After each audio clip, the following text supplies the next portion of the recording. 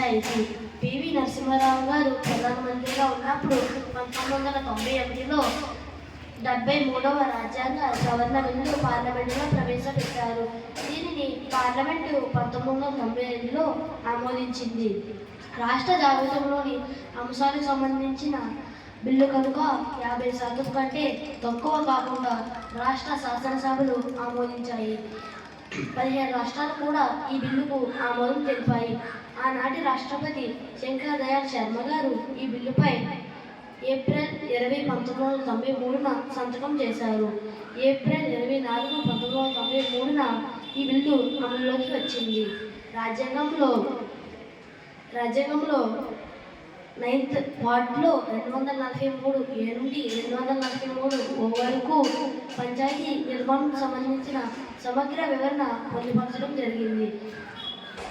రాజ్యాంగంలో 11వ షెడ్యూల్లో పంచాయతీ నిర్వహించవలసిన 29 విధులు కూడా పొందుపరచడం జరిగింది. 73వ రాజ్యాంగ సవరణ చట్టం అనుగుణంగా మొదటిసారి పంచాయతీరాజ్ చట్టం రూపొందించిన రాష్ట్రం కర్ణాటక రాష్ట్రం.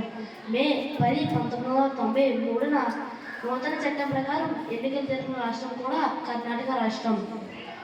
మన ఆంధ్రప్రదేశ్ రాష్ట్రంతో పాటు మరో 9 రాష్ట్రాలు కూడా మహిళలకు పంచాయతీరాజ్ స్థానంలో 50% రిజర్వేషన్ కల్పించారు.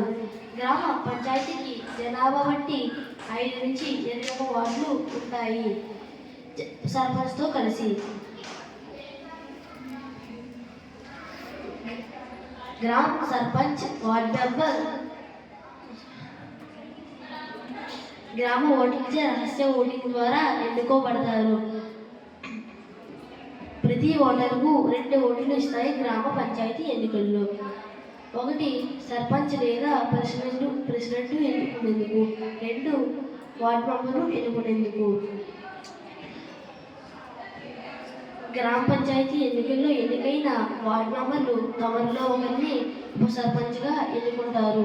గ్రామ సర్పంచ్ లేదా వార్డు మెంబర్గా పోటీ చేసేందుకు 21 సంవత్సరాలు నిండిన ఆ గ్రామ పౌరుడు అర్హుడు. గ్రామ పంచాయతీకి 6 నెలలకు ఒకసారి ఖచ్చితంగా గ్రామ సభ నిర్వహించాలి. ప్రభుత్వం తరఫున పంచాయతీ సెక్రటరీ పంచాయతీ బాధ్యతలు విధులను నిర్వహిస్తారు. My name is Durga Prasad. I am studying 8th class ZPHS High School, Rolagunda. Jai Bharat Mata ki Jai.